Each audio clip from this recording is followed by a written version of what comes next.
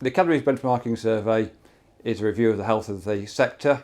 As people may appreciate, education represents about 12% of the UK public expenditure, and academies represent a large percentage of that education spend, so it's important to understand how those academic trusts are performing.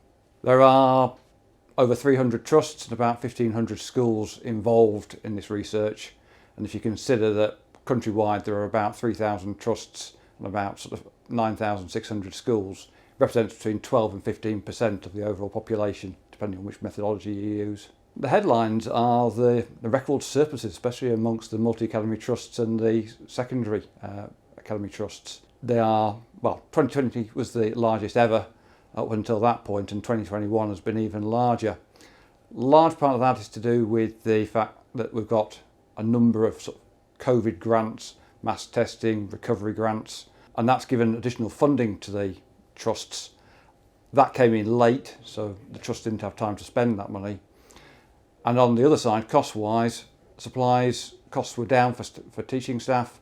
We also had reductions in utilities because the schools weren't open, and then things like exam fees were down because, well, exams didn't happen last year and therefore there were rebates. And also there's been some maintenance costs which have been put off. The financial challenges which the sector will face is really around sort of the recovery from the sort of the COVID pandemic. As I say, they've got those reserves which have been built up, but they now need to spend some of those on the catch-up, which has obviously happened in the education attainment over the last couple of years. We've also got things like inflation, where economists are expecting that to be anything up to about 7% this year. And whilst government funding has increased, it's not increased by 7%, as you can see by sort of things like energy costs, which have increased rapidly. You've also got potential competition for staffing, because whilst we've got all this sort of COVID catch-up monies, obviously a lot of schools therefore will be chasing the same sort of staff to actually deliver that provision, and therefore that might lead to some sort of increase in salaries for that, in that sector. Some of the things which came out of the survey is that average staff costs are now about sort of 75%.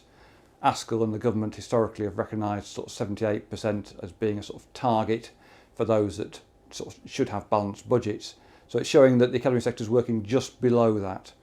When we're looking at those schools that were still in deficit, and unfortunately there were some that were still in deficit, those that were spending over 85% of their income on staffing represented 2/3 of those schools that were in deficit. The sector hopefully will learn from this report by actually sort of seeing what's actually happening within the sector and seeing what best practice is actually happening elsewhere in other academy trusts and learn from it.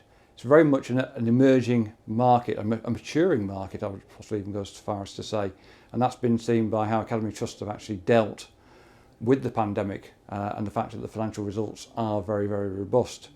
But hopefully what this report does is enables those trusts to actually see what's happened elsewhere, what's happening sort of within the sector, and hopefully actually gives the government and the general public some sort of confidence around how academies are performing, and therefore how they're going to look after the future generation.